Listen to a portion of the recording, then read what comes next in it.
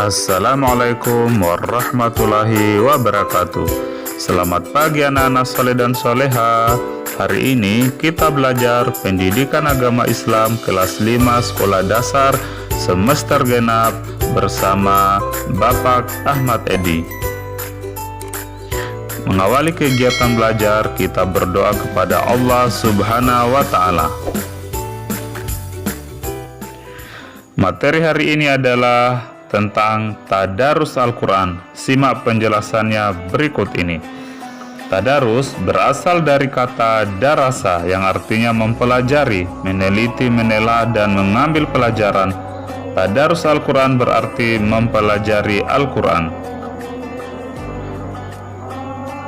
Tadarus Al-Quran dapat dilakukan sendirian atau bersama-sama, baik di rumah, mushola atau masjid. Umumnya, kegiatan tadarus Al-Quran dilakukan di masjid atau mushola setelah sholat tarawih. Pada masa Nabi Muhammad SAW, kegiatan tadarus Al-Quran dilakukan dengan berbagai cara. Ada sekedar membaca hingga hatam, ada yang menghafalnya, dan ada pula yang mempelajari isi kandungannya. Setiap bulan Ramadan, malaikat Jibril selalu turun untuk menyimak tadarus Nabi dan memperbaiki bila ada kesalahan. Tata cara tadarus yang baik. Membaca Al-Quran hendaklah memperhatikan beberapa ketentuan sebagai berikut. Pertama, ketika akan membaca Al-Quran hendaklah berwudu lebih dahulu. Hal ini dilakukan demi memenuhi adab dalam membaca Al-Quran. Ketika dalam keadaan suci, membuat diri kita lebih tenang dan lebih damai sehingga khusyuk dalam membacanya. Kedua, mengawalinya dengan membaca ta'awuz dan basmalah. Ta'awuz sendiri adalah doa untuk memohon perlindungan kepada Allah Azza wa Jalla dari gangguan setan. Perintah membaca ta'awuz ini tercantum dalam Al-Quran surat An-Nahl ayat 98 yang artinya, apabila kamu membaca Al-Quran, hendaklah kamu meminta perlindungan kepada Allah dari syaitan yang terkutuk. Adapun bacaan ta'awuz yaitu A'udzubillahi minasyaitonirrajim. Aku berlindung kepada Allah dari setan yang terkutuk. Selanjutnya membaca basmalah yaitu Bismillahirrahmanirrahim. Artinya dengan menyebut nama Allah yang Maha Pengasih lagi Maha Penyayang.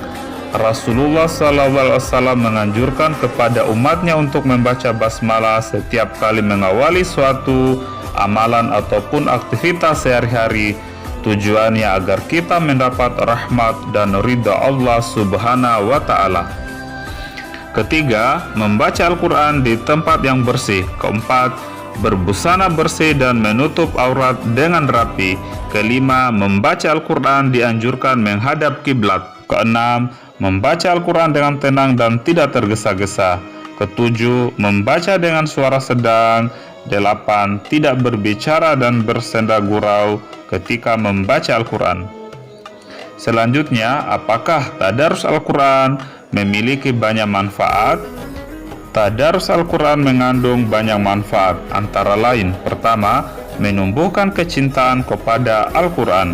Kedua, memperlancar membaca Al-Quran. Ketiga, terlatih membaca dan mencintai Al-Quran. Keempat, memperoleh ilmu tentang Al-Quran. Kelima, memperoleh kasih sayang dan kebaikan dari Allah Subhanahu wa Ta'ala. Keenam, mendapat pahala yang berlipat ganda dari Allah Subhanahu wa Ta'ala. Rasulullah SAW bersabda, siapa yang membaca satu huruf dari Al-Quran, maka baginya satu kebaikan dengan bacaan tersebut. Satu kebaikan dilipat gandakan menjadi 10 kebaikan semisalnya. Dan aku tidak mengatakan alif lam mim satu huruf, akan tetapi alif satu huruf, lam satu huruf, dan mim satu huruf. Hadis riwayat Tirmizi. Mari mengakhiri kegiatan belajar hari ini dengan menyimak firman Allah Subhanahu wa Ta'ala dalam Quran surat Al-Baqarah ayat 185.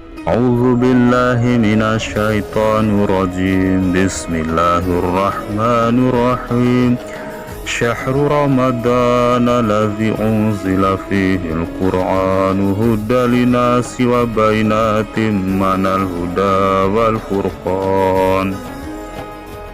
Artinya, bulan Ramadan adalah bulan yang di dalamnya diturunkan Al-Quran sebagai petunjuk bagi manusia dan penjelasan-penjelasan mengenai petunjuk itu dan pembeda antara yang benar dan yang batil. Demikian materi hari ini. Terima kasih telah menyimak. Semoga kita semua selalu semangat dalam membaca dan mempelajari Al-Quran, lebih istimewa di bulan Ramadan ini. Alhamdulillahirabbil alamin.